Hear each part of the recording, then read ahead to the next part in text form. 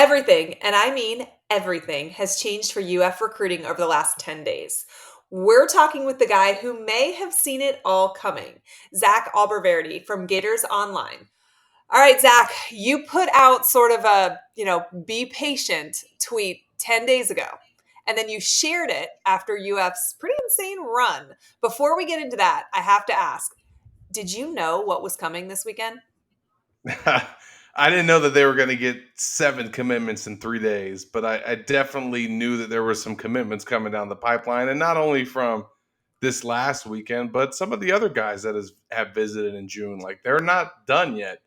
There's other guys that still have decisions to make, but yeah, that tweet that was from after the first visit weekend.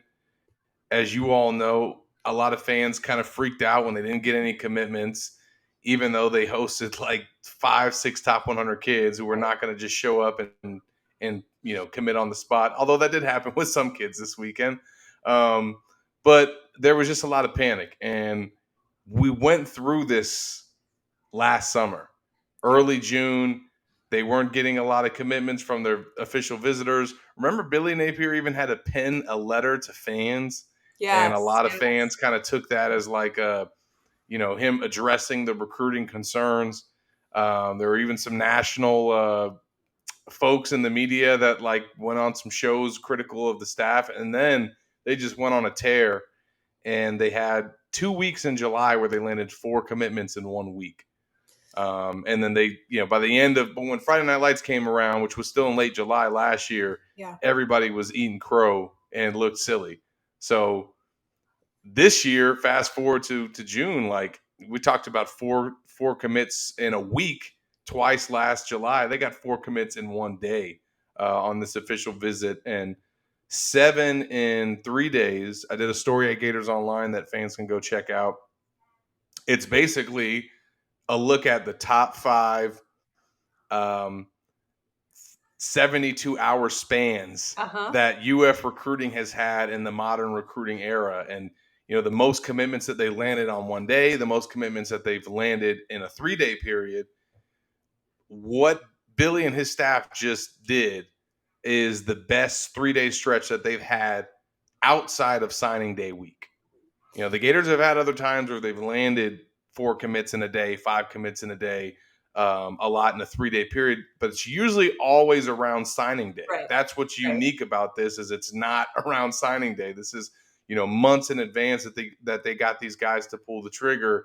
And as Keith Niebuhr said on our podcast this week, the type of class that they have right now is the type of class that a lot of schools have in like September, October.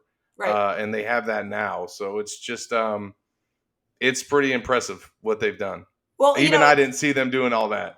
it is crazy, and I know like recency bias is a real thing, and we talk about that, but like you're right, there hasn't been a more successful, stretch. Certainly not like if you take away actually National Signing Day ever, which is wild. But the weekend didn't get started in a great way. UF lost a big commitment to their rivals in Georgia and had the Austin Simmons situation as well.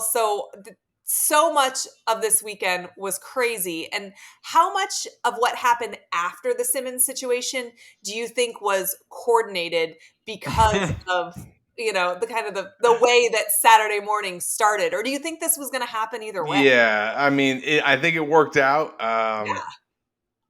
Yeah. Listen, y'all know Katie Turner has a title in her name. Yeah. And part of that title is recruiting strategy. I was going to say Queen. That's what I think is in her title. Queen. Like, there's literally strategy 100% to a lot of the things that they do. It's not just this recent week. You look back on some other times where they've either lost out on a kid that they were a finalist for, or maybe even had a decommitment.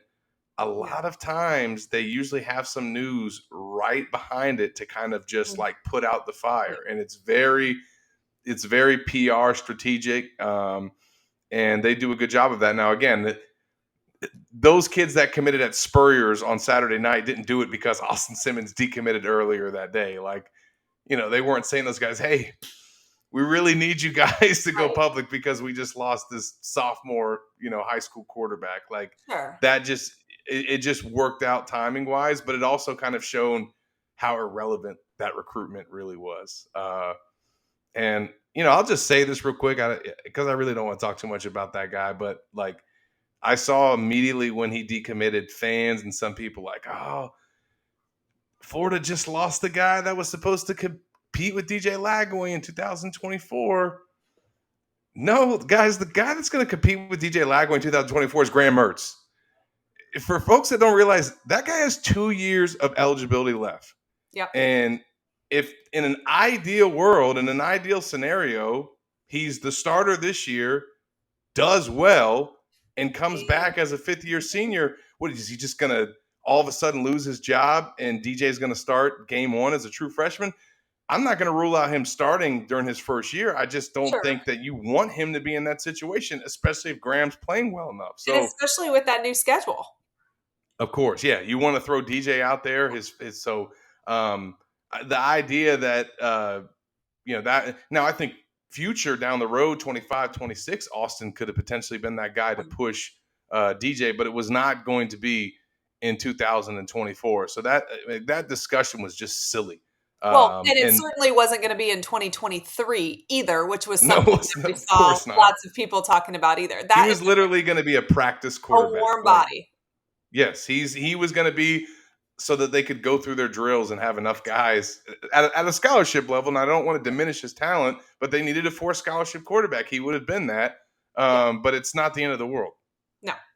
So you mentioned the guys that committed at Spurrier's, because they were just feeling the moment. Aaron Childs was one of those guys. Is a commitment like his a little bit more shaky to you since it was made in the heat of the moment as opposed to a player like Amir Jackson whose commitment was planned ahead of time? Sure, yeah, he was already committed going into the weekend.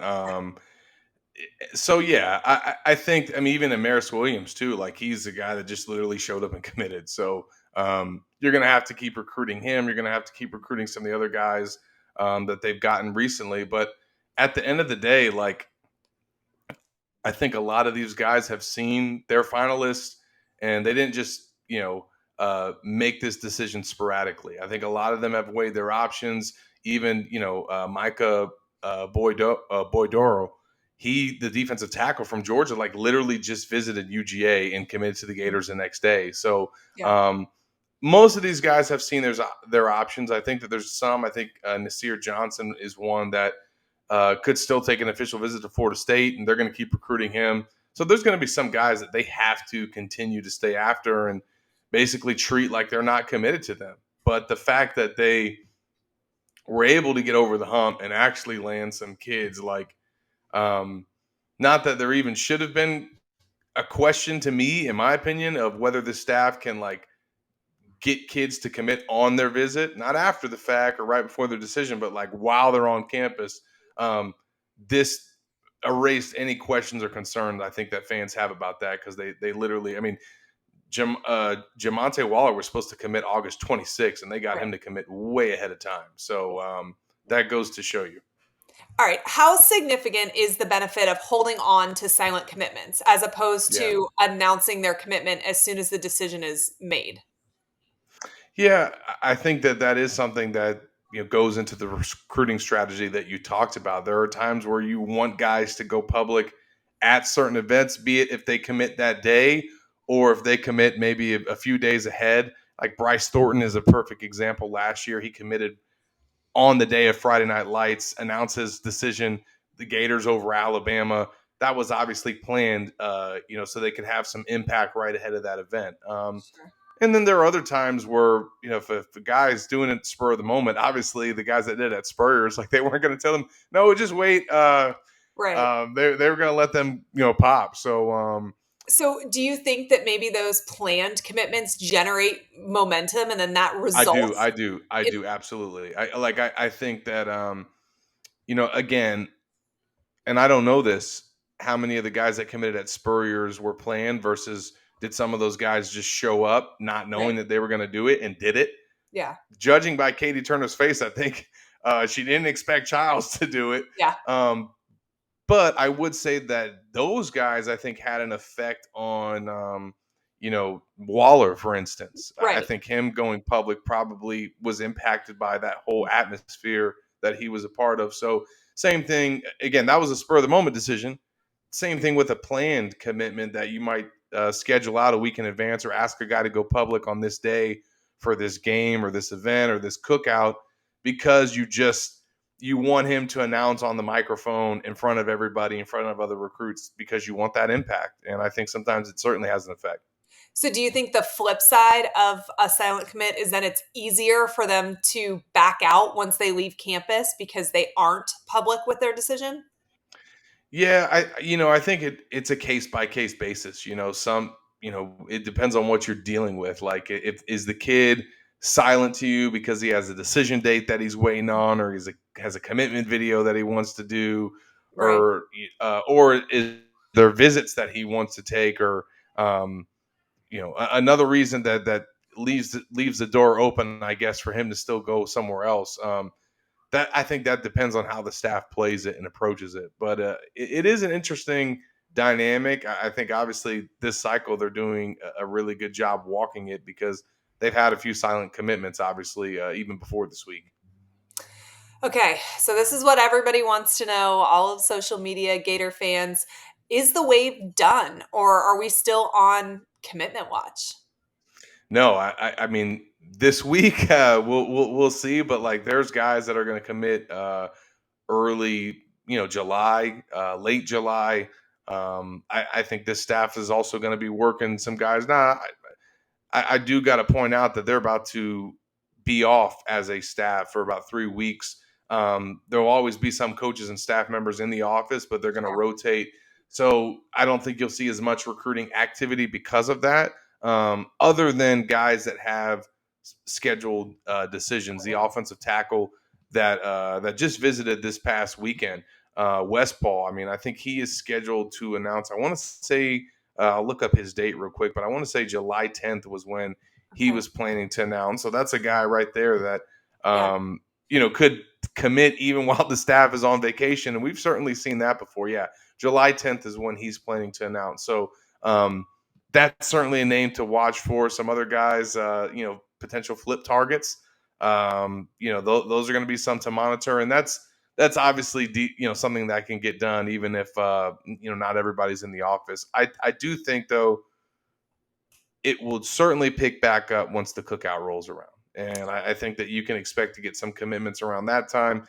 They could have a lot of their class in place before the season starts. Okay, so today's the first day in a while that Florida hasn't gotten a commitment because it has been so crazy. I know. So you're mentioning the coaches going on vacation, being out of the office. So can we take a breath? Except for those scheduled commitments, or are we expecting something to pop in the next couple of days? Yeah, I think that there's a chance that there's still another surprise in the works because of there's some guys that they're recruiting that are committed to other schools. Whether that's this week or the following week after some guys take some visits this weekend, maybe to kind of assess where the decision stands. Yeah, we'll have to watch. But one thing that this now, I think everybody has learned that this staff is working, Yeah. and you know as fans like to say the phrase, let them cook. Because I think that they got some things in the works. All right, Zach, we appreciate you a ton and we want to wish you happy birthday. Thanks for spending it hanging out with us. Tell everyone who is tuned in where people can follow you and where they can find your work.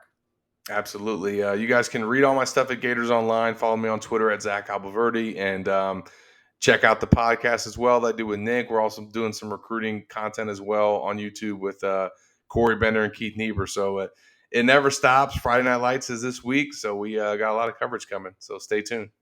All right, we appreciate you. Thanks, guys. Appreciate Zach Abolverdi from Gators Online for joining us. If you make it through the entire video and you're not subscribed, now is your chance to change that. Hit the button and join the family. If you missed any of the crazy recruiting week we had, you can click right here to get caught up.